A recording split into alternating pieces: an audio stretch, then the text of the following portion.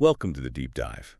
We're the place where we plunge into a stack of sources and try to pull out the most profound nuggets of knowledge and insight for you. That's the plan.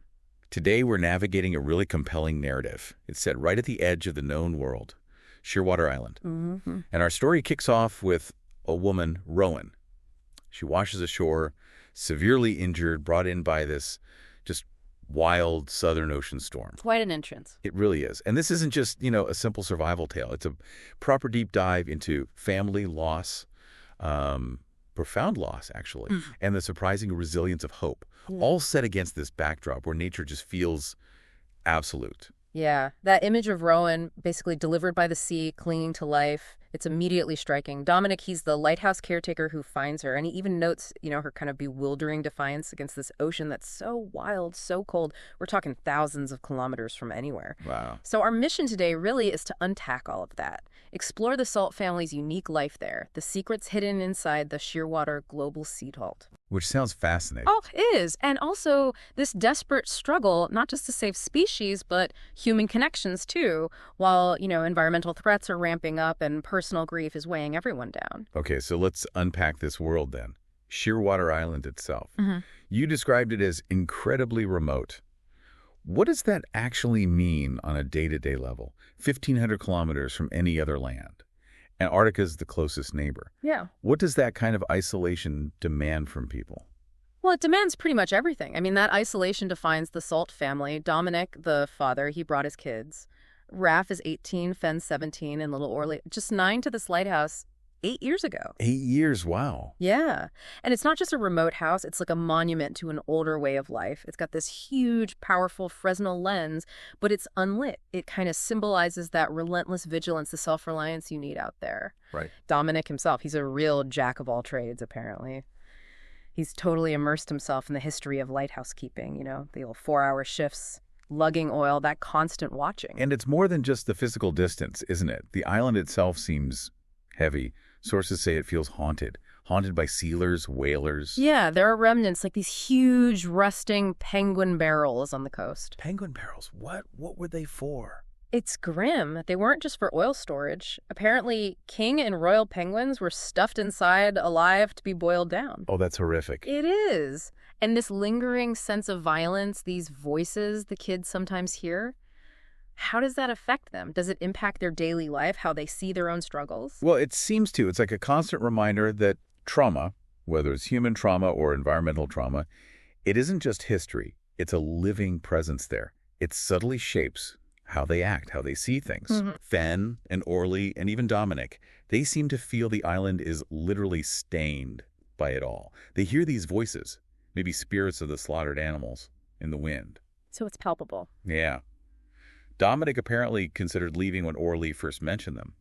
But his late wife, Claire, she helped him sort of reframe it, suggested maybe the voices were a gift, a way to remember. Interesting perspective. It really highlights how in such a raw place, the past isn't just in books, it's right there in the emotional landscape. That makes sense. And living like that, it means being completely off-grid, right? Total self-sufficiency. Totally. Distance education for the kids, relying on wind turbines, solar panels, diesel generators. Dominic mentions that surviving remotely is all about setting up contingencies. But you can't plan for everything. Exactly. Even he didn't foresee all their main power sources failing at once in that big storm. It just sounds like this endless exercise in problem solving. Yeah, demanding a shared work ethic, incredible resilience from everyone. It must forge quite a bond. Absolutely. A constant negotiation with the environment. It creates this undeniable bond, yeah, and a really practical mindset. But like you said, even that level of prep can't cover everything. Right. And speaking of grand contingencies, let's pivot a bit. Let's talk about something that represents both, well, humanity's biggest ambitions and maybe a creeping sense of dread. The Shearwater Global Seed Vault. Oh, yes, the seed vault. This sounds like a huge deal. A critical facility built to withstand anything the world could throw at it. That was the idea. Its purpose is almost like sci-fi. To outlast humanity if needed. Allow rebuilding of food supplies ecosystems from scratch. It's owned by the UN, managed by Tasmanian Parks and Wildlife. Sounds like the ultimate insurance policy. The ultimate beacon of hope, you might say. But as we discover in the story, that hope is, well, it's rapidly eroding. How so? What's going wrong? Well, here's where the human element really complicates the grand plan. Hank Jones, that's Rowan's husband, he was the team leader at the research base, the botanist in charge of the vault. Right. And he faced this impossible task because of devastating funding cuts and worsening climate events, fires, floods, food scarcity hitting globally. Right, the wider context. Yeah. He had to decide which seeds, if any, would get moved to a smaller vault on the mainland. Oh, wow. What a decision. Huge. And Hank, he passionately believed in biodiversity and saving everything. But the UN's focus, strictly food staples only. Just the practical stuff. That's devastating for a botanist, surely. And it puts immense pressure on one person. Absolutely. And beyond just the decision itself, how did this crisis and Hank's mental state put the vault itself in more danger? Well, this decision, it just completely consumed Hank. He had a profound mental break, a psychotic episode, it seems. His mind sort of twisted the whole purpose of the seeds. He became convinced he should drown all of them. Drown them, destroy the hope. Yeah, a truly desperate, destructive turn, driven by that immense pressure. And he didn't just think it, he acted on it. He sabotaged the island's communication gear, cutting wires, cracking instruments, punching holes in things, trying to stop anyone intervening. Oh, man. And at the same time, the vault itself, this symbol of permanence, it was already physically failing. Melting permafrost underneath it, even something called concrete cancer. Concrete cancer, what's that? It's basically when the rebar inside corrodes and expands, slowly destroying the concrete's strength from within. So you've got increasing water seepage. It became a real race against time to save anything from the vault. Wow. So it's falling apart from the inside and the outside, physically and metaphorically, because of Hank. Exactly. It's a stark picture. Natural decay, man-made decay, psychological decay. Yeah. All hitting at once. But amidst all this deterioration, there's a glimmer, right? You mentioned Orly, Dominic's youngest son, his astounding mind and passion for botany. Yes. Or Galley. He's fascinating. His obsession with seed intelligence. It really highlights nature's own ingenuity. It goes beyond just science for him. How so? What kind of intelligence are we talking about? Well, his stories about seeds aren't just facts. They're almost like little parables of resilience. He talks about the common dandelion, Taraxacum officinale. It's everywhere, right? A total survivor. Its seeds can travel 100 kilometers on the wind. Apparently the farthest by air. 100 kilometers? Wow. Yeah. Or the buzzy burr, which clings onto wandering albatrosses. Think about this. It travels the globe 3 times in 1 year with the bird before finally getting dropped off somewhere. Incredible distribution. And the mangrove seed. It changes its own density so it can float on currents or lodge itself in mud. It can travel for a whole year, just waiting for the right spot to root. Nature's engineering is amazing. Isn't it? And he also knows the story of the Wollemi pine, thought extinct for 2 million years. Right. Rediscovered in Australia. Exactly. And then almost wiped out again by a massive wildfire, but saved by firefighters in this heroic effort. Wow. And the Banksia plant, its seeds only get released by the extreme heat of bushfires. It actually thrives in that scorched wasteland. So it needs the disaster to reproduce. Pretty much. So when Orly chooses to save the strange and unlikely seeds from the vault, the rare, the endangered, even the extinct ones, it's not just about botany, is it? No, it sounds like a profound statement about value. He's pushing back against that narrow food staples only idea. Exactly. He's reminding us that real resilience, real strength, often lies in the things we overlook, the weird stuff, the wonderfully diverse things, because, as he says, no one else would save them. That's quite something from a 9-year-old, an intuitive grasp of biodiversity beyond just human usefulness. He's questioning our priorities. Life's strength is in its variety. Precisely. These natural examples just underscore that the story isn't only about human survival, it's about the survival of life itself in all its forms. Yeah. Okay, so that's the backdrop, the island, the vault, Orly's perspective. Now, let's zoom back in on the Salt family themselves, their own individual struggles and their collective strength. Right. Let's talk about Dominic first. He carries this immense grief for his wife, Claire, who died. He calls her a ghost that haunts him. How does that manifest? He hoards her belongings ritualistically. Jewelry, a scarf, her books with notes in the margins. It's his way of keeping her close, you know. Tangible connections. But Fen, his daughter, she sees this as his prison. She desperately wants to free him. So she starts secretly burning some of these items. Oh, wow. That's intense. A daughter trying to force her father to let go. It's a really poignant struggle, isn't it? Trying to release him from the past he's clinging to so tightly. Yeah. And what about the others? Raph, the older son. Raph finds his outlets in, well, quite contrasting ways. boxing and playing the violin. Interesting combo. Yeah. He uses a punching bag to let out what's described as white-hot rage and this deep loneliness he feels since his mother's death. Physical release. Exactly. But then he also records whale songs. These recordings are called his love letter, and they seem to give him this rare sense of peace, connecting him to something vast and calming. Music and nature as solace. Makes sense. And Fen, besides trying to help her dad? Fen has this incredibly deep, almost primal bond with the sea and the seals.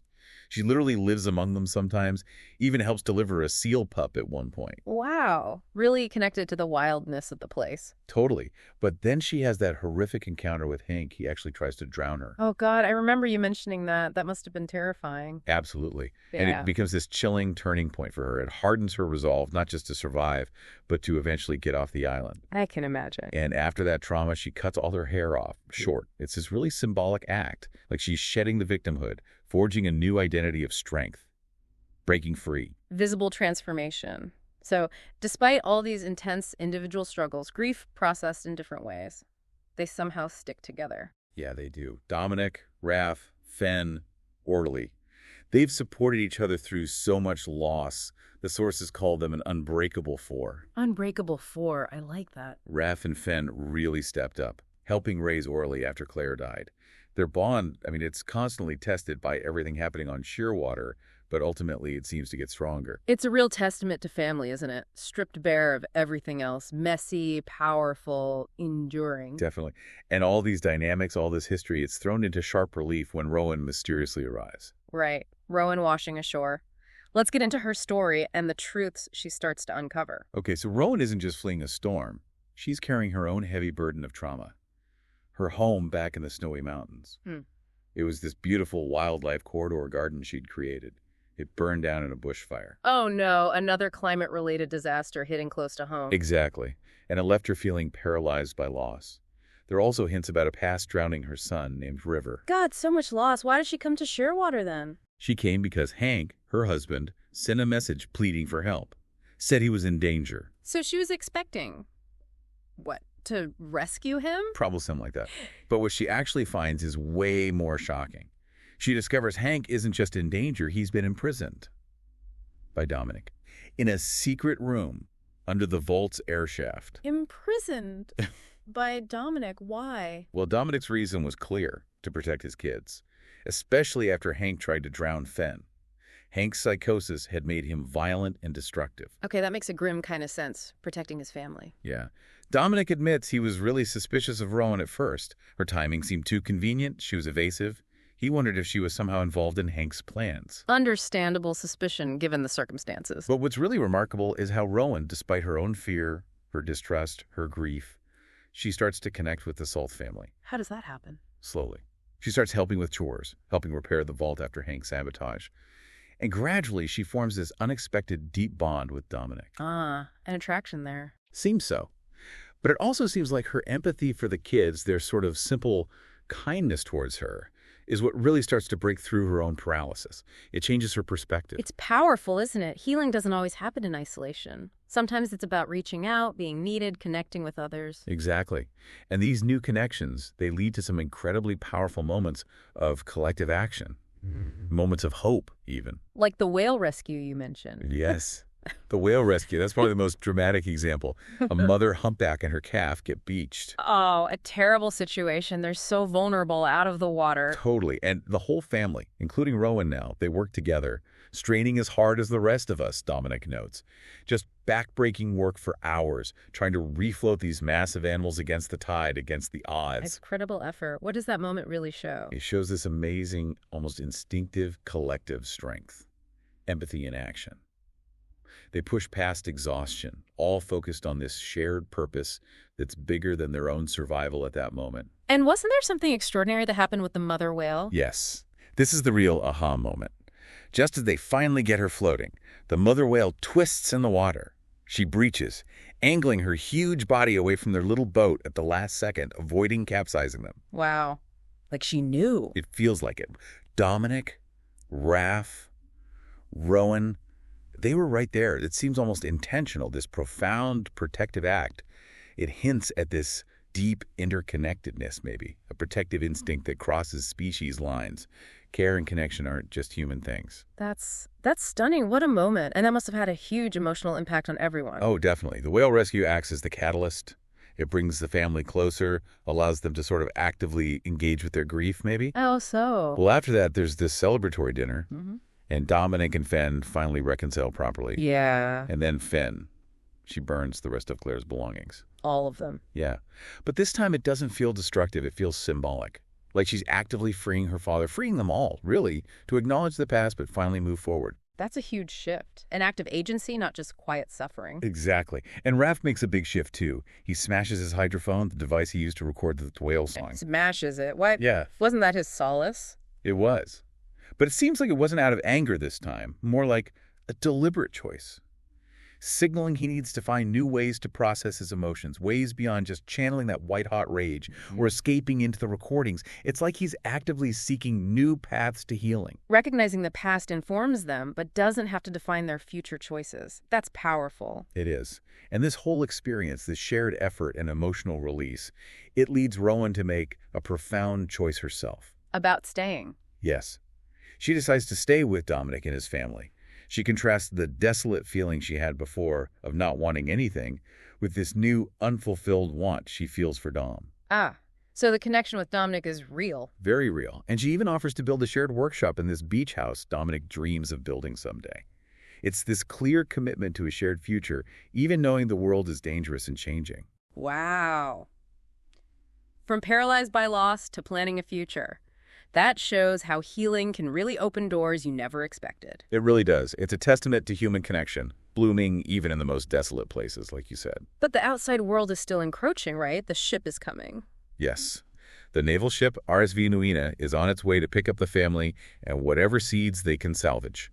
The island's time as their refuge is ending. So a race against time to get things ready. Absolutely. There's this frenzy of really grueling work, clearing out the damaged vault, moving thousands and thousands of seed packets to the lighthouse freezer, which is still working. How did they manage that? Thousands of packets. It was Fenn's idea, actually. Her practical genius again. She suggested taking the seeds out of their bulky original containers. That made the task just about manageable. Smart thinking. But then things go wrong again with Hank. Yeah. Just as they're nearly done, Hank escapes from that secret room where Dominic had him contained. It's not entirely clear how he got out, but he did. And worse, he manages to trap Orly behind him, inside the vault. Orly, oh God, trapped with Hank loose. Well, Hank traps Orly in the vault as he escapes from it. Then Hank confronts Dominic outside. And his words are just chilling. He basically says, "We're all fucked, all life, drowned, burned, or starved." Echoing Rowan's earlier despair, maybe. A bleak outlook. How does Dominic respond? Dominic, always focused on care, on connection, he has this powerful retort. He says something like, "Until then, we get to choose if we'll add to that destruction or if we will care for each other." Choice. Agency. Even facing the end. Exactly. Then Fenn has one last terrifying encounter with Hank near the cliffs. He lunges at her, but then he disappears into the waves. It's ambiguous if he fell or jumped. Gone. But Orly is still trapped in the vault? Is it flooding? Yes, the vault is flooding rapidly from the seepage and maybe Hank's final sabotage. And Rowan goes in after Orly. Rowan goes in. Yeah. And then, in this truly heartbreaking but also profound moment, Rowan, who started out feeling so empty, so paralyzed by loss, she makes the ultimate sacrifice. What does she do? She gives her last breath to Orly in the flooding vault, sharing her air underwater, ensuring he can survive until Dominic can get the door open. Dominic pulls them both out, tries desperately to resuscitate Rowan, pumping her chest, but she's gone. Oh, Rowan, no. It's devastating. But her final act, it's this incredible transformation from that desolate grief to pure selfless love, protecting Orly, protecting the future those seeds represent. It's tragic, but it kind of paves the way for a new beginning for the others. It's a powerful sacrificial end to her journey. She moved beyond her own pain to protect life itself. So what happens to the family now? Well, the family's future journey begins, really. Orly, still passionate about botany, is determined to go to Tasmania. He knows about its incredible plant diversity. Of course he does. And Dominic, despite his deep ties to Shearwater now, he's willing to follow his children wherever they need to go. A father's love. Yeah. And the one thing Dominic decides to take from the island, the old dining table from the lighthouse kitchen. They restore it together. It becomes this powerful symbol, doesn't it? of new beginnings, but also a cherished link to their time on Shearwater, a physical piece representing the connections they forged there. The table where they shared meals, argued, reconciled. Yeah, that makes sense. A tangible piece of their shared history. So after diving this deep into Shearwater's last stand, what does it all mean for us, for you listening? Well, I think it really unpacks survival in a much broader sense, doesn't it? It's not just about facing the physical threats, the storms, the fires, the rising seas, Hank's violence. It's also about battling those internal demons. Grief, fear, despair. Yeah, the psychological survival is just as important. And the narrative shows these really unexpected ways people find purpose, find connection, even when the odds seem completely stacked against them. The characters' choices become so important. Which choices stand out most? Orly's choice to save the unlikely seeds. Fenn's choice to actively break free from her trauma and her father's grief. Raph's choice to find new emotional outlets, moving beyond just rage. Dominic's choice to open himself to love again after such loss. And of course, Rowan's ultimate choice, her sacrifice. All those choices, they really underscore the power of human connection, don't they? Yeah. And empathy, especially in a world that feels increasingly out of control. Exactly. It suggests that even though the forces of destruction, both natural and human-made, feel immense, the choice to care, the choice to connect, that still remains ours. It's powerful. It really is. It leaves you thinking, doesn't it? In our own world, facing our own challenges, environmental, personal, what kinds of seeds are we choosing to nurture? Seeds of hope, connection, resilience. Yeah. How might those small, maybe seemingly insignificant acts of care and connection actually make an immeasurable difference, not just for ourselves, but for the world around us? A profound thought to end on.